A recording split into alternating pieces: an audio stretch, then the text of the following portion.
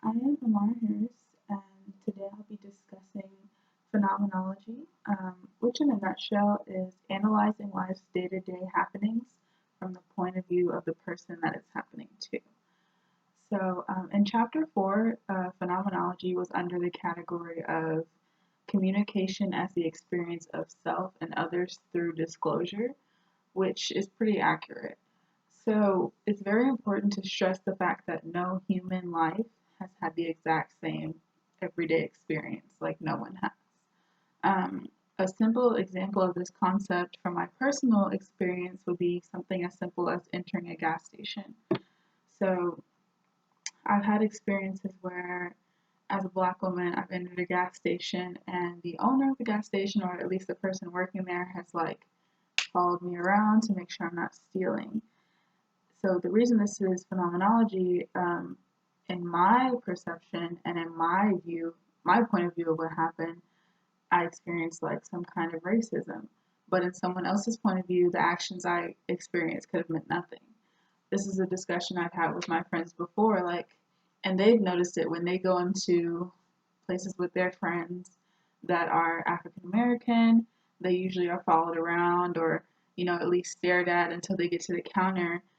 Meanwhile, if they're by themselves and they aren't a person of color, um, it's nothing. They're going in, they're minding their business, nobody's paying attention to them.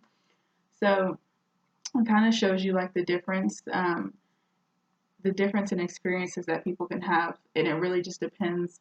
If you're analyzing something that's happened to someone, especially a day-to-day experience like that, their point of view can be totally different from your point of view. But the point of phenomenology, the concept of it, is just to basically their point of view of what has been happening.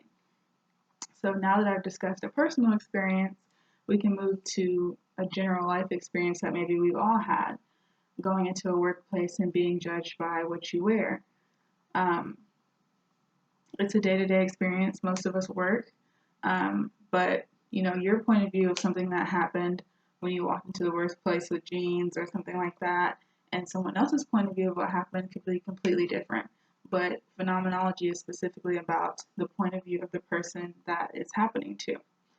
Um, so, like for example, my experiences in the gas station versus my friend's experiences in the gas station, or something as simple as you go in for an interview and you're wearing such and such, and you feel judged by eyes, or maybe somebody makes a comment towards you, um, and you kind of analyze that experience that happened to you. Um, that, in my opinion, is kind of how phenomenology works. In conclusion, considering that these experiences that I and maybe you have had, we can all, have a little more compassion when listening to other stories. I think it's important to understand that nobody has the same experience. For something even more, to even simplify it, make it more simple, um, you could say, oh, I went on Frontier Airlines and I had a great flight. And your friend can compare their story and be like, well, I went on Frontier Airlines and, the flight attendant spilled water on me and my seat was too close and there was a baby coughing behind me. But the day to day experience, like I said, it's different from person to person. And their point of view in regards to the concept of phenomenology is what really matters.